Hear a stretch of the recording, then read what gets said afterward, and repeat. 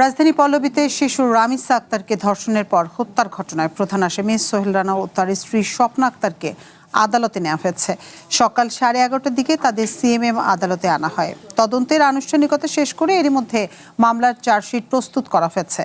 এদিকে রাষ্ট্রপক্ষে নিয়োগপ্রাপ্ত আইনজীবী আজিজুল রহমান দুলু আদালতে উপস্থিত হয়েছেন। ঢাকা মহানগর শিশু সহিংসতা দমন ট্রাইব্যুনালে আজই এ মামলার অভিযোগ গঠনের শুনানি হওয়ার কথা রয়েছে। এর আগে বুধবার ঢাকা মেট্রোপলিটন ম্যাজিস্ট্রেট আদালতে জবানবন্দি দেয় আসামি সোহেল রানা। একই দিনে সোহেলের স্ত্রী স্বপ্না আক্তারকেও আদালতে তোলা হয়।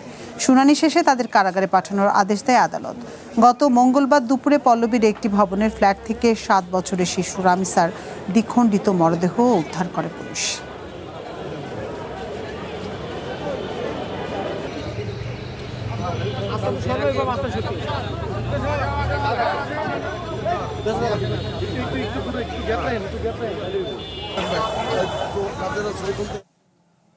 ঢাকার সিএমএম কোর্টে আনা হয়েছে রামিসা হত্যা মামলার আসামি সোহেল রানা ও তার স্ত্রী স্বপ্না আক্তারকে। সেখানে আছেন সহকর্মী জিহাদুল ইসলাম। বিস্তারিত জানবো তার কাছ থেকে।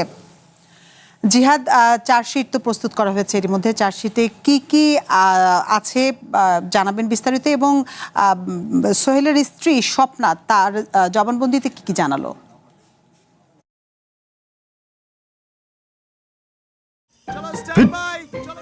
লাইফে কোনো কিছুর গ্যারান্টি নাই, তাই ইন্স্যুরেন্স করুন সিটি ব্যাংকে, কারণ ইন্স্যুরেন্স করলে সিটিতে সুরক্ষা পাবেন নিশ্চিন্তে।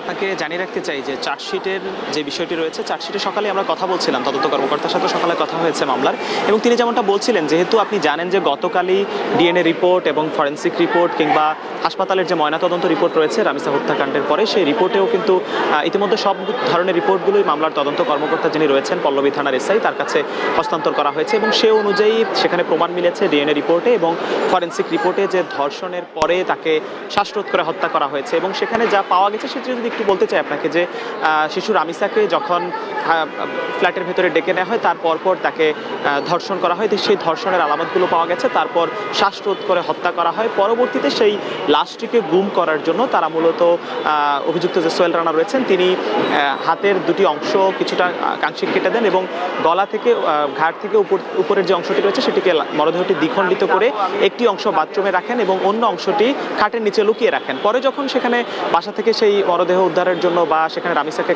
খুঁজে না পাওয়ার পরে খোঁজ করা হয়, তখন তিনি গ্রিল কেটে কিন্তু বেরিয়ে যান। এবং ধারণা করা হচ্ছে তার স্ত্রীও এই ঘটনায় যেহেতু সামনেই ছিলেন, তিনিও হয়তো সেটির সাথে হত্যাকাণ্ডের সাথে সম্পৃক্ত থাকতে পারেন। এবং এর আগে সোহেল রানাকে যখন গ্রেপ্তার করা হয় পরবর্তীতে নারায়ণগঞ্জ থেকে, তখনই কিন্তু তিনি আদালতে 164 স্বীকারোক্তি দিয়েছেন এবং তিনি তার স্বীকারোক্তিতেও এই হত্যাকাণ্ডের সাথে জড়িত থাকার কথা কিন্তু তিনি স্বীকার করেছেন।